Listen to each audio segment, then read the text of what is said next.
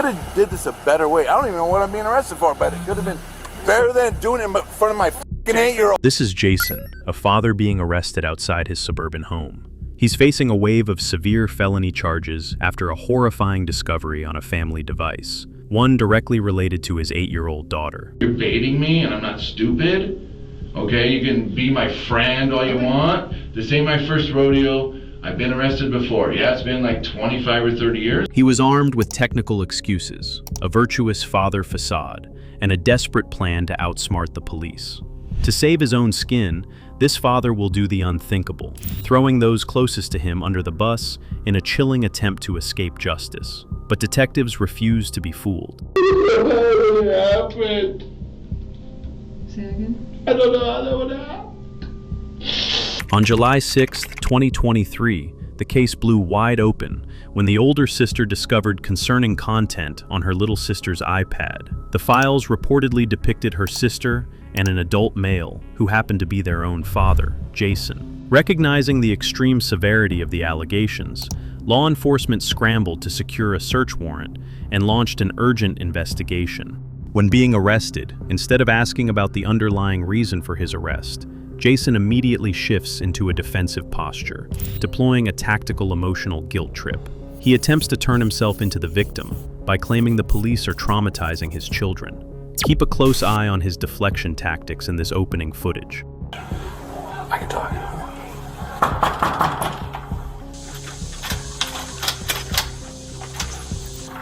Hey, Jason? Oh, shit. Yeah, hey. Hey, we have your PC for your arrest. What? Come out here with me, please. For what? For what? Probable cause for your arrest. For what? We'll explain everything in a minute, okay? Yeah. Okay.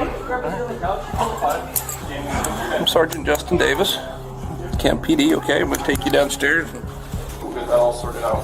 Thanks for traumatizing my children, you assholes. I'm pretty sure you're supposed to tell me what I'm being arrested for. We'll get to that in just a second. Sure we will. Jason and Detective Melville, okay? Has he been Mirandized? Not yet. Hey, Jason, I'm going to read you your rights real quick, okay? Can we not do this right here? If that's what you I prefer. live right here. Okay. Do you want to walk over to the car? I would prefer that. Okay. So, Jason, one of these officers is going to go get a ride for you, okay? They're going to take you down to our office where Detective Melville and I are going to talk to you. But before we do that, I want to advise you of your rights, okay? You have the right to remain silent. And I Anything you say. advise you of my rights. I've had a couple drinks, so I don't submit to anything you say to me right now. Okay, that's fine. Because I'm not sober. I'm just going to read this, all right? I don't You have the right accept to it. remain silent. Anything you say can be used against you in a court of law. Do you understand each of these rights that I've explained to you? Yeah. Okay. Even though I'm that's all not doing. sober. Okay. So we're going to get you a ride. We're going to go down to the office. We want to explain to you what's going on, why we're here talking to you. We'd like to get your side of it so that we can, if there's a misunderstanding, we can clear it up. Right. If not, we can get some Because this is context the for what's best going on. way to get a misunderstanding and to go arrest me in front of my f***ing kids. Cool. I'm sorry about that. If there were a different way to do it, I'd be happy to do It's that. cool. I've seen cops.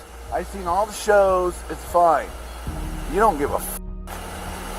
You could have did this a better way. I don't even know what I'm being arrested for, but it could have been better than doing it in front of my f***ing 8-year-old. Can I explain it to you? The officers patiently explained that they wanted to take him in, hear his side of the story, and clear up any potential misunderstanding. However, Jason remained hyper-focused on accusing the police of mishandling the arrest. He even claims his lack of sobriety prevents him from submitting to anything being said, a classic, albeit futile, stalling tactic. I don't want to give all the information out here for all your neighbors to hear, right? But That'd be great. We've Because received. now I'm out of a Jason, house, out Jason, of a I'm trying job. to explain it to you. You just killed me. I'm trying to explain to you, okay? Yeah, cool. We've received a complaint concerning one of your children, all right? So we From wanna- who? I'd like to explain all that Oh, it to you, doesn't matter, but we're right. not going to do it here in the apartment complex, Can we okay? just go and get this over with?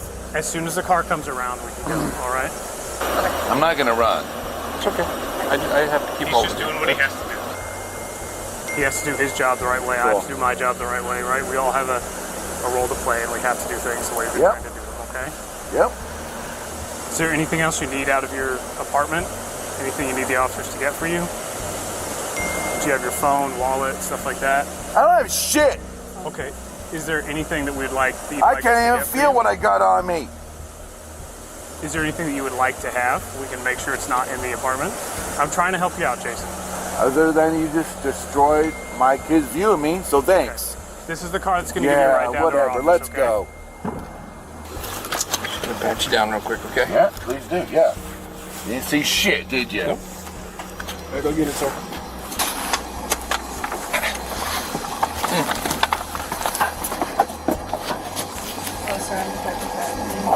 Nope. We're gonna get into it regardless. Let Let me talk to my lawyer. it's on the warrant. I don't care. The officer drops the first critical hint about the case, confirming the complaint involves one of Jason's children. Jason immediately shifts focus, insisting on getting the process over with and promising not to run. Even during a standard pat-down, Jason displays absolute defiance, demanding a lawyer and ignoring the authority of the warrant.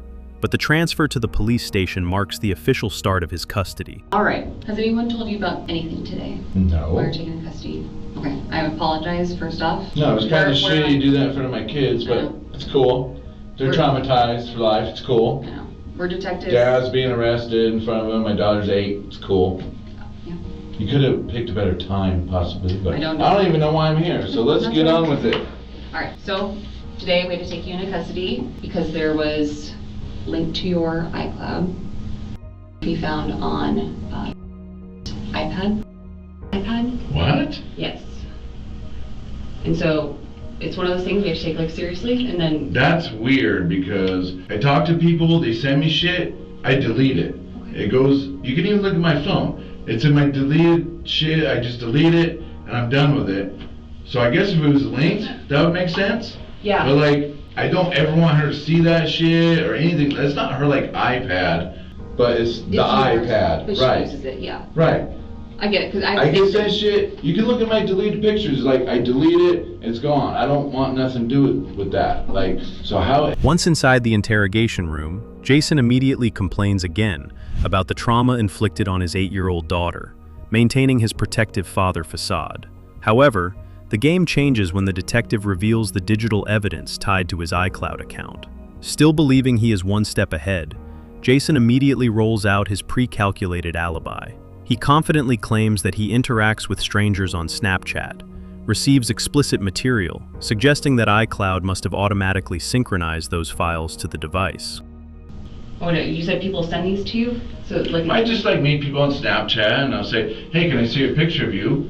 I have no idea what they're gonna send me. Okay. So if I don't think like it's appropriate or they're legal or whatever, I have to delete it. But you gotta know online is you just get inundated with shit, right? I gotta delete, but I had no idea it showed up on the iPad or the iCloud or anything like that. Because I delete it. And if it shows up and the iCloud is deleted or whatever, I mean, what am I supposed to do about that? I mean, this is like total shock to me, you know what I mean? Yeah, and you can see, well, hopefully you can see like why we have to kind of Absolutely. take this step. I'd be and then mortified if I even knew. I mean, Jimmy, he's like going on 15. She's a boy, right? But my daughter, dude, I'm just like, no, I don't want to do anything because I actually just talked about it the other day. I'm like, so many things are private online. I already told you I've been drinking, so I'm trying my best right here. You're doing good, But all right.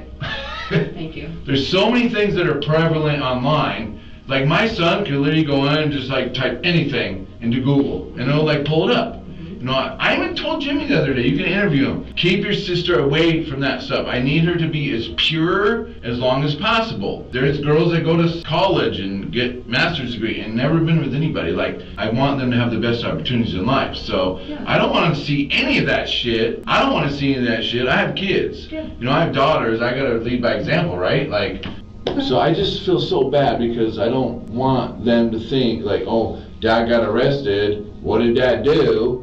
And then dad's like, I didn't really do anything. I'm just like delete and then it's in delete photo, you know, blah, blah, blah. So it's like, People make mistakes and then there's reasonable explanations for everything usually, right? there usually is an explanation, correct? When the detective validates the necessity of the police intervention, Jason aggressively doubles down on his protective father persona. He mentions his 15-year-old son, Jimmy, and claims he recently warned him to keep his little sister away from the dangers of the internet, desperately trying to project an aura of parental virtue. Jason goes as far as claiming he wants to lead by example for his daughters, worried about the optics of his arrest. He attempts to minimize the severe digital evidence into a simple, honest mistake with a reasonable explanation, completely oblivious to the fact that investigators know exactly what horror is hidden on that iPad. Apple contacted you because they saw something in my deleted folder. I get that. That makes sense. You have to follow up on all that shit. Yeah. I've been trying to like find a girlfriend. I go on this dating site, that dating site. Like, people are so fake. Like, you think you know somebody and then you don't know somebody. Yeah. You can't stop somebody from sending you something, right? You can't stop seeing what they send you, but once you see it, what do you do at that point, right? You can't unsee it. Like, You can't unsee it, exactly, right. So it's like, what do you do at that point? Yeah. I'm not going to give you access right now, but if you went in my Snapchat, you would literally see probably 200 people or more that I've blocked. Okay. And if you look at their names, Sexy Mama 02, blah, blah, blah, blah, blah, right? And then once I talk to them, and they try to do the shit to me, they block. Okay. So it's not like I have one blocked person on Snapchat. Like, I have to constantly block people, because I'm like trying to find a girlfriend, whatever, you know, blah, blah, blah. But again, I can't stop what people send me, and that's just the way the f***ing world is. Yeah. You know? I've gotten this request too, and you can tell just by the name alone. So, Right, Big Daddy 69, you're like, oh, well, he's probably not a keeper, right? You know? Right. Best friend, yeah. I also know you're baiting me, and I'm not stupid. Okay, you can be my friend all you want. This ain't my first rodeo. I've been arrested before. Yeah, it's been like 25 or 30 years. I know. It was But like, he was my best friend in the world, and then he screwed me over. So I'm continue. recorded on video. You're gonna rewind it. You're gonna rewatch it. You're gonna label everything I say. You're gonna do this. You're gonna do that. Well, I do have to do But that. I know. Yeah. But I'm just being as honest as I can be. Jason really assumes the investigation was triggered by an automated Apple alert regarding his deleted folder. To explain away the content, he concocts a new narrative about his struggle to find a girlfriend online. He claims he is constantly catfished by fake profiles and inundated with unsolicited explicit media, forcing him to block hundreds of accounts. But as the detective tactfully nods along, Jason's criminal instinct kicks in. The friendly atmosphere fractures. Paranoia takes over as Jason abruptly realizes he is being outsmarted.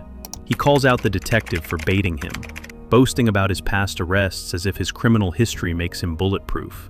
He realizes the cameras are rolling, every word is being recorded, and his carefully constructed mask is slipping away, second by second. To be straight with you, you've been like super honest with me, and I really appreciate that, and we've been chill. I know it was a really shitty start to your whole goddamn evening, so I apologize for that. But there is acts with like on these pictures, and that's where we don't get these tips from when it's adult. Oh, okay. Yeah. Can you help me understand that? I can, actually. People send me shit. I can't help what they send me. I delete the shit when they send it to me. I get my my gallery of the month or whatever. I never seen anything until, I don't know, a little while ago, and then I saw an image on there, and I was like, oh, that should not be there. When did you see that? I don't know, a while ago. Even just an estimate? Days, weeks, months. Yeah. I don't have an estimate. But, again, go get your forensic analyst, and he'll see that I'm like, I deleted everything that I could find in there. I even kept pulling up, what's the next day? What's the next day? Is there anything in there? Because I was completely shocked that it was in there, because you think you delete something, it's gone, you know? So, I don't know. I don't know. Again, you can go through my phone. I haven't taken a single inappropriate picture of my kids, anything like that. I don't do that. So how I ended up with it, I'm gonna tell you the same thing. And you're not gonna find one single image of any of my on my phone, or any other on my phone that was taken from my phone. I don't do that. So There are photos. what? Okay, that's a complete shock. The detective finally drops the polite act and delivers a harsh reality check. The digital evidence recovered from the iPad points directly to a serious offense involving a child. Cornered by the evidence, Jason's story immediately begins to change. He abandons his earlier denials and suddenly claims he remembers seeing suspicious material a while ago. Desperate to regain control, he demands that investigators bring in a forensic analyst, insisting he never created any illegal material and that a full examination of the device will clear his name. When detectives make it clear that the forensic evidence cannot be ignored, Jason enters the final stage of his manipulation, blaming everyone except himself. He first points the finger at his teenage son, Jimmy, before shifting responsibility to his ex-girlfriend's son. As the pressure mounts, he performs a display of outrage, desperately trying to distance himself from the digital evidence investigators had already uncovered. Well, the only person that could have taken photos of her is my son. Or Nobody else is there. I live by myself. I lived with my mom for like 10 months. Unless it was dated before July of 2022, when I lived with my ex and her autistic son.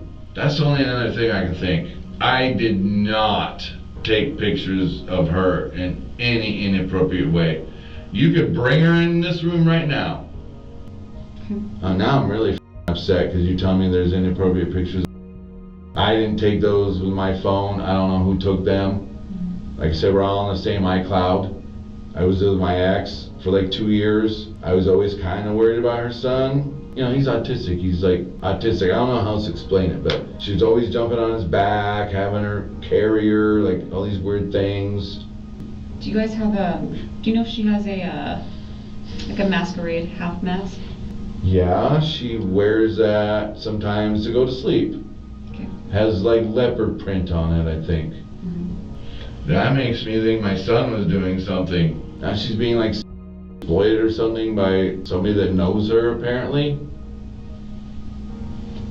Okay, you all need to get like the IP address on wherever that picture was taken was not from me. And I can assure you that's exactly the process we do, the investigation. Okay? Sorry.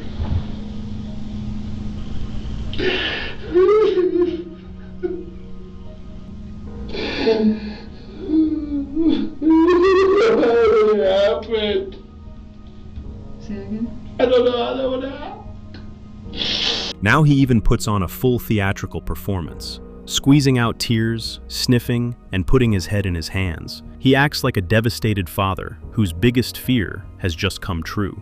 In a dark twist of irony, he uses fake tears to mourn the exploitation of his daughter, while actively trying to frame his own son for the crime.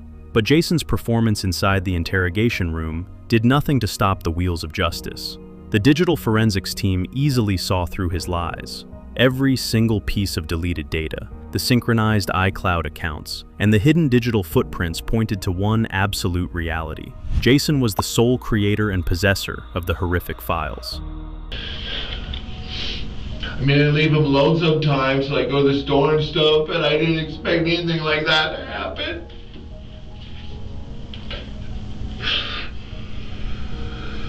That's like my biggest fear. And I don't want to jump to conclusions, but he's the only other person there when we're there. She never said anything to me about it. Obviously, he never said anything to me about it. It wasn't me. Alright. Also, on our tip stuff, and sorry, but we just get hidden. That's okay. It's okay.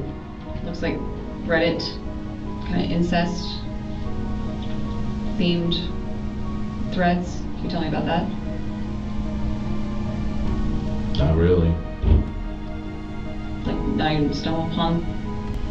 Someone else visiting that? Or? No, but you know what? Reading something isn't a crime. So, I'm just trying to understand. No. I know what you're trying to do, okay? Just, I guess, get me a lawyer at this point because I didn't take those pictures. I don't know where those pictures came from. Now I got somebody taking pictures who is getting blamed on me. The truth will come out. I'm not worried about it because I didn't do it. apparently I'm some child something, so, you know, keep me away from the other people, I guess. And who's coming to get the kids, and what'd you tell their mom? She has been notified. About what? What's the charges? The allegation itself. What is the allegation? The charge is the possession of depiction in the first degree. And that would be including, because you said you found a picture of her or something. Engaged. Yes. Great. Nothing better being than falsely accused. Okay. I'd like to go pee before I go to jail, if you don't mind. These two officers here are gonna. And how long am I going to be in jail for? I couldn't tell you, Jason. I truly couldn't. If I could, I would let you know. Final verdict. According to court records, Jason was charged with multiple felony offenses. His bond was initially set at $100,000, which he posted on July 10, 2023, allowing him to be temporarily released from custody pending trial. But there was no running from the truth. On September 19, 2024, Jason officially entered a guilty plea for both possessing and viewing depictions of illicit conduct involving a minor. The court sentenced him to 12 months in county jail, structured to be served on scheduled weekends. In addition, he was ordered to serve 12 months of supervised community custody. To ensure he remains monitored, the court also required him to register as a sex offender, submit to DNA testing, and comply with strict restrictions set by the Department of Corrections. While some may argue the weekend jail sentence feels surprisingly lenient for such a disturbing crime, the lifetime label of a registered offender will follow Jason forever, stripping away the deceptive mask he so desperately tried to keep. In the end, it was the courage of an older sister that saved a little girl from an ongoing nightmare. It serves as a chilling reminder that sometimes the most dangerous monsters don't hide in the dark. They sit at the family dinner table. What do you think about Jason's jail sentence? Let us know in the comments below. Don't forget to like, subscribe, and hit the notification bell for more deep dives into criminal psychology. Until next time, stay safe.